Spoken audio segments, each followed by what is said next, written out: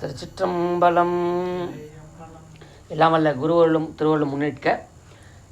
சென்ற வகுப்பிலே நாம் தத்துவங்களை பற்றி சற்று சிந்தித்தோம். இப்போது விரிவாக அதோட தன்மைகள் என்ன, அதோட வடிவங்கள் என்ன என்பதனை பற்றி நம்ம 5 பஞ்சபூதத்திலிருந்து நம்ம ஆரம்பிக்க போகிறோம் வகுப்பு. இன்று 4வது செய்யுளை நாம் பார்க்க இருக்கின்றோம். 5 பூதங்களின் வடிவு. நாற்கோணம் பூமி புனல் நன்னுமதியின் பாதி ஏற்கும் அனல் முக்கோணம் எப்போதும் ஆர்க்கும் அருங்கோணம் கால்வட்டம் ஆகாயம் ஆன்மா உருகாயம் ஆம் இவற்றால் உற்று. இதிலே உலகம் உங்களுக்கு புரிஞ்சிட்டு இருக்கோம் பாருங்க. இதில் நாற்கோணம் பூமி, நிலம் என்பது சதுரம் என்று சொல்கின்றார். சதுரம் என்பது நிலம், புனல்னா நீர், நன்னுமதியின் பாதி, அதாவது மதினா நிலவு, நிலவுல பாதி எப்படி அறவட்டம். நல்லா இது என்ன செஞ்சில் வச்சுக்கணும். இது ரொம்ப சொல்கிற ஆகம செய்திமா, இதெல்லாம் வேறு எங்கேயுமே இந்த செய்திலாம் உங்களுக்கு கிடைக்காது. வகுப்பு பயன்படுத்தி கேட்டுக்கொள்ளணும். அதை பாருங்க, பூமி நிலத்துக்கான அடையாளம் சதுரம். சதுரம் தான் நிலத்துக்கான குறியீடு. இப்படி சதுரம் போட்டோன்னா நிலத்துக்கான குறியீடு. இது எங்கே பார்ப்பீங்க? யாக குண்டத்துக்கு நீங்கள் போனீங்கன்னா ஒரு யாகுண்டம் சதுரமாக இருக்கும், ஒன்று அரை வட்டமாக இருக்கும், ஒன்று வட்டமாக இருக்கும். இது பஞ்சபூதத்தும் குறிக்குது. சதுரமாக இருக்கக்கூடியது நிலத்தை குறிக்கின்றது, அரை வட்டமாக இருக்கிறது நீரை குறிக்கிறது. அதான் சொல்ற நன்னுமதியின் பாதி ஏற்கும் அனல் முக்கோணம். முக்கோணத்துக்கு என்ன அடையாளம்னா நெருப்பு. இன்னைக்கு கூட நம்ம கெமிஸ்ட்ரி படிக்கும் போது எங்கெல்லாம் முக்கோணம் போடுறாங்களோ, ட்ரையாங்கிள் போடுறாங்களோ, அது நெருப்பை குறிக்கும், அக்னியை குறிக்கும். அது அக்னி எப்போதும். ஆர்க்கும் அருகோணம் கால். அப்போ அந்த அருகோணம் என்று சொன்னால் காற்றுக்கு அருகோணம்னு பேர். அது அருகோணம்னா பார்த்தீங்கன்னா 6 இது சேர்ந்த மாதிரி வரும். இது சதுரம், இது நாட்கோணம், அது அருகோணம். 6 கோணம் வரும். இது கால் அப்படின்னு அர்த்தம். கால்னா காற்றுன்னு அர்த்தம். வட்டம் ஆகாயம். ஆகாயத்துக்கு என்னது? வட்டம் ஆகாயம். ஆன்மா உருகாயமாம். அப்போ இதில் ஆன்மாவாகிய உருகாயமாம் இவற்றால் உற்று என்று சொல்கின்றார்.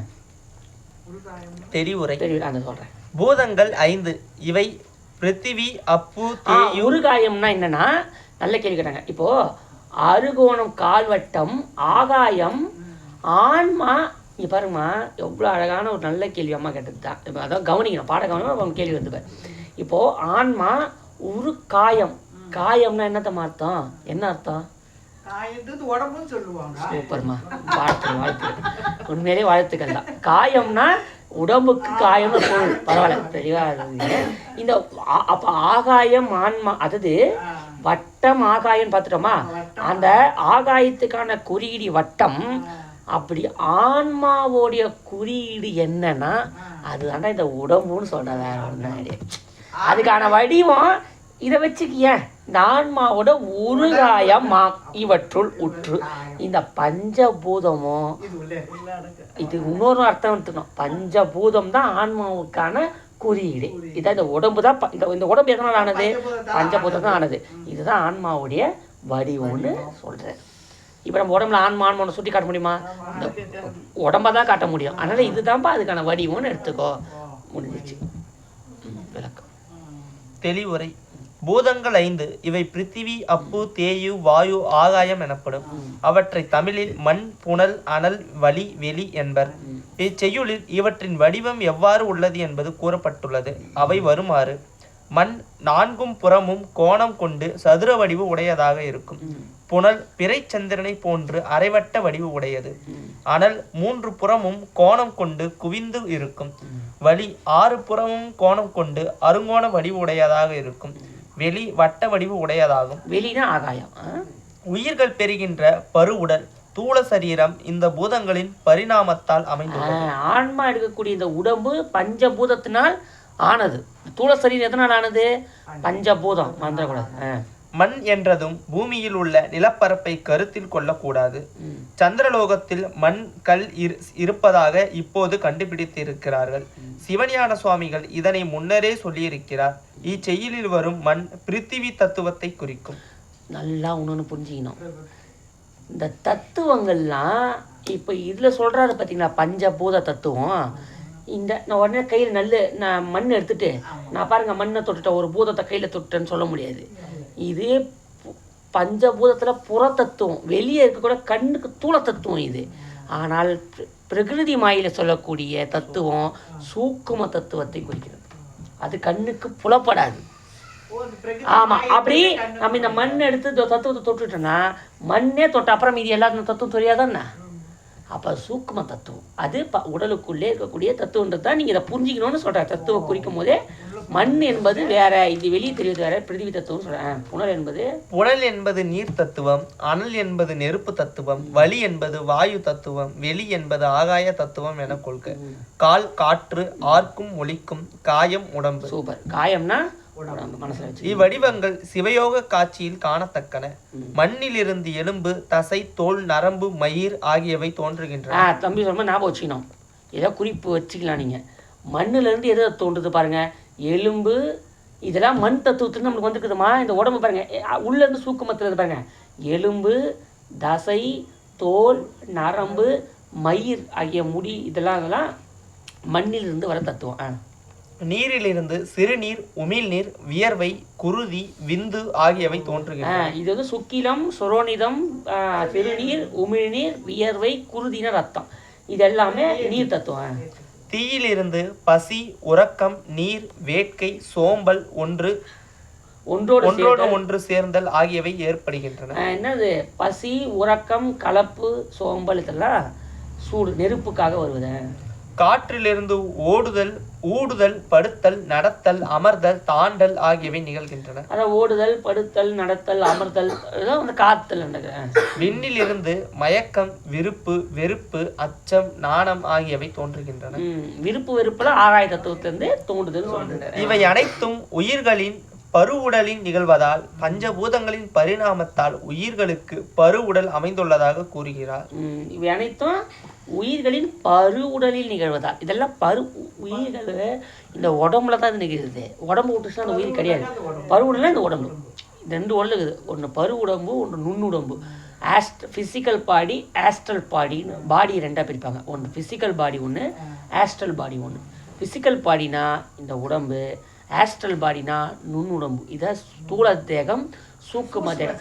ஒன்றும் இல்லாமல் பல இது போட்டு பயமுத்தி இருக்கிறாங்க. இந்த வார்த்தையில் தான் அப்படி இதே தவிர விஷயம்னு பார்த்தீங்கன்னா அதில் பெருசாக ஒன்றும் இருக்காது. நீங்கள் ஒன்றும் இல்லை, தூள உடம்புனா கண்ணுக்கு தெரிவது, சூக்கும் உடம்புனா நம்மளுக்கு மொத்தம் எத்தனை கோஷங்குது, நம்மளுக்கு எத்தனை உடம்பு இருக்குது, 5 உடம்பு இருக்குது. இப்போ வெளியே இருக்கக்கூடிய உடம்பு என்ன உடம்பு? அன்னமய கோஷம்னு சொல்லுவாங்க தூள உடம்பு. இந்த அன்னமய கோஷம், பிராணமய கோஷம், மனோமய கோஷம், விஞ்ஞானமய கோஷம், ஆனந்தமய கோஷம்னு 5 உடம்பு இருக்குது. இந்த அன்னமய கோஷமாகி இந்த உடம்பு இது இந்த அன்னத்தினாலே ஆனது. இந்த உடம்பை கடந்து போனால் பிராணமய கோஷமாகிய பிராணனை வைத்து ஒரு உடம்பு, அதை தாண்டி போனால் மனதை வச்சு ஒரு உடம்பு, அதை தாண்டி போனால் விஞ்ஞானமயமாகி கோஷம் அது உடம்பு, லாஸ்ட்டில் இது அனைத்தையும் கடந்து போனால் ஆனந்தமய கோஷம்தான். இறைவனிடம்லாம் சென்று அனுபவிக்கிறதுக்கான ஒரு உடம்பு தேவையில்ல. இப்போது சிவருமான் கூடவே நிற்கிறோம், சிவருமான் கூடவே எப்படி என்னை நிற்க முடியும், அவன் கூட நான் இருக்கிறத எப்படி அனுபவிக்க முடியும்? அதுதான்ப்பா அந்த ஆனந்தமய கோஷம். அந்த உடம்பு நின்று அதை அனுபவிக்கும்.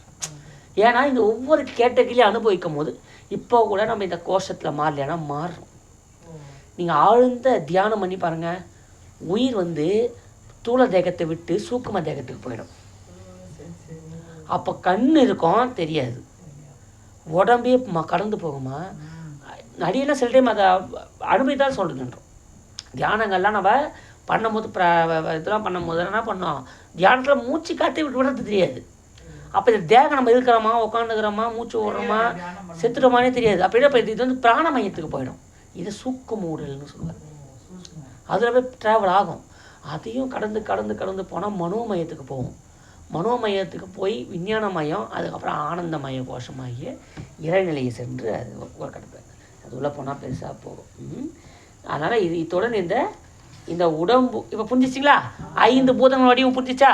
மீண்டும் ஒரு முறை செய்யுள் படிக்கும். நாற்கோணம் பூமி, உடல், நன்னுமதி. இது நிறுத்தி சொல்லுப்பா. நாற்கோணம் பூமி, சதுரம் வந்து பூமி, புனல் நன்னுமதியின் பாதி. புனல்னா நீர். நீரோட வடிவம் என்ன? அரை வட்டம். நிலா இப்போ நிலாவுக்கு தான் அரை வட்டம். ஏற்கும் மணல் முக்கோணம். முக்கோணத்துக்கு என்ன வடிவம்? முக்கோணம். மந்திரக்கூட நெருப்புனா முக்கோணம். ஆர்க்கும் அருங்கோணம் கால்வட்டம் ஆகாயம். அருங்கோணம்னா என்னது? அந்த 6 கோணங்களுடையது கால். அதோட முச்சின்னம். அதாவது ஆர்க்கும் அருங்கோணம் கால். கால்னா காற்று. காற்றுக்கு என்ன வடிவம்? அருங்கோணம். வட்டம் ஆகாயம். வட்டம் ஆகாயம். ஆகாயத்துக்கு வட்டம். ஒரு வட்டம் போட்டிங்கன்னா ஆகாயத்துக்கான அடையாளம். இதை இனிமேல் ஐயா அப்போவே சொன்னாருன்னு இனி கும்பாபிஷேகத்துக்கு எங்கே போனாலும் யாகசாலையில் போய் பார்த்தீங்கன்னா இந்த வடிவம் அங்கே இருக்கும். அதான் நீங்கள் யோசிப்பீங்க, ஏன் கல்லுக்குதே மொத்தமாக கட்டு போடாமே பையன். ஒன்று பார்த்தா பாதி இருக்கும், ஒன்று வட்டமாக இருக்கும், ஒன்று சதுரமாக இருக்கும். யாக குண்டம் என்ன இது டிசைனாக போட்டுக்கிறாங்க. டிசைன் ஒரு டிசைனோ அப்படின்னு நினைப்போம். டிசைன் இல்லைம்மா, பஞ்சபூதத்துக்கான வடிவம் அது. நீங்கள் பார்த்தீங்கன்னா பாருங்கள், ஃபஸ்ட்டு சதுரம் இருக்கும் சாமிக்கு நேராக.